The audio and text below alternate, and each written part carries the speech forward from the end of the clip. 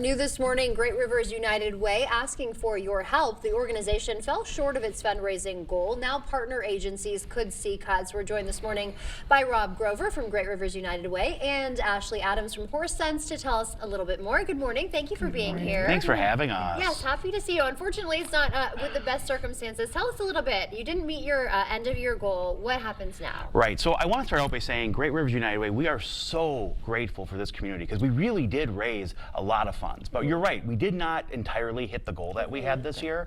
So what we're really trying to do is do one more pitch out to the community to have folks consider giving to Great Rivers United Way.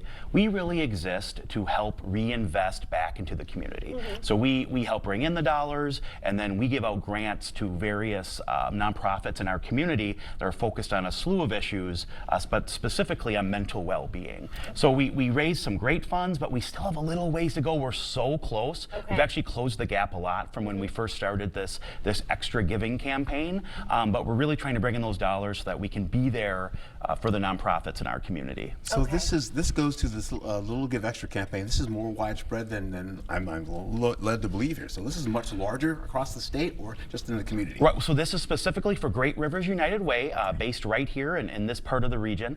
And again, we're so close. We were about $100,000 off from our goal. We've shrunk that to about $50,000, and we still have dollars coming in. So we're feeling really good, and we're excited about that. And you know, there's been so much uncertainty for nonprofits in our community. I know you all have reported on it as well, and we want to make sure that Great Rivers United Way can be there for the nonprofits in our community because they're doing such incredible work to serve folks. Okay, and so what is the deadline and how can we give? So we're asking folks to give before the end of the month, before the end of January here. But truth of the matter is, we will take in those dollars any time of year. But we're really doing that push so we can close the gap on our 2025 campaign. So really by the end of the year, they can go to gru.org or just search Great Rivers United Way. You can give directly online. And I want to remind folks, some people I think they have to be part of a workplace to give to Great Rivers United Way. You do not have to do that. You can set up monthly payments. You can give a one-time gift.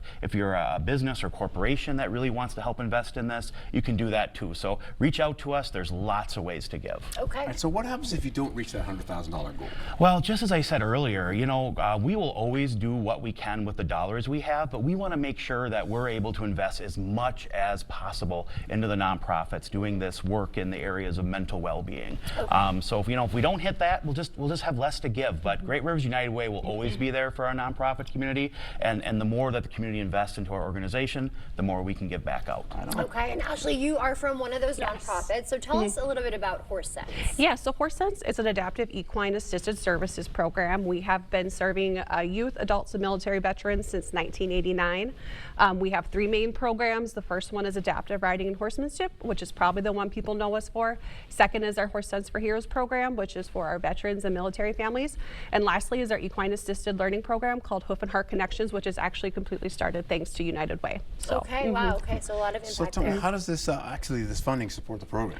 Yeah, so with United Way funding, we were able to support 10 school groups out to our program to get different various life skills to work on, social emotional skills. They're able to get out of the classroom in a non-traditional setting, working with those animals, learning about themselves, you know, making relationships with peers. Okay, and so what would these funding cuts mean for the people that you serve? Yeah, so it would mean we wouldn't be able to provide as much access. You know, they really were helping us with the barriers that we were seeing with schools and youths and families.